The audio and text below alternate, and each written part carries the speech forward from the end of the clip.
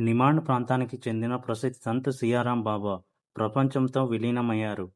మధ్యప్రదేశ్లోని కర్గన్ జిల్లాలోని కస్రవాద్లోని తేలి బాటియాన్ గ్రామంలో నర్మదా నదీ తీరంలో ఆయన అంత్యక్రియల్ని నిర్వహించబడ్డాయి.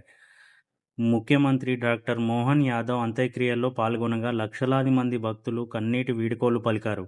బాబా దర్శనం కోసం సుమారు 3 కిలోమీటర్ల వరకు భక్తులు బారులుగా తీరారు. 94 సంవత్సరాల వయసున్న సియారాం బాబుకు కొన్ని రోజుల క్రితం నిమోనియా సోకడంతో సవాద్లోని ఒక ప్రైవేట్ ఆసుపత్రిలో చేర్పించి చికిత్స అందించారు.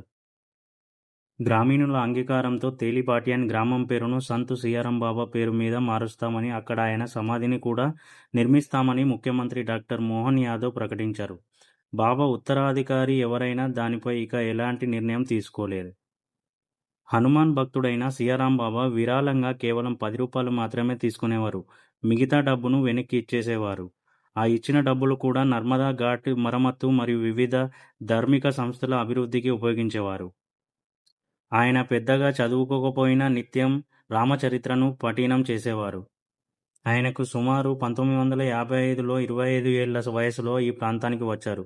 ఆ తరువాత 12 సంవత్సరాల పాటు ఒక కాలు మీద నిలబడి మౌన తపస్సు చేశారు.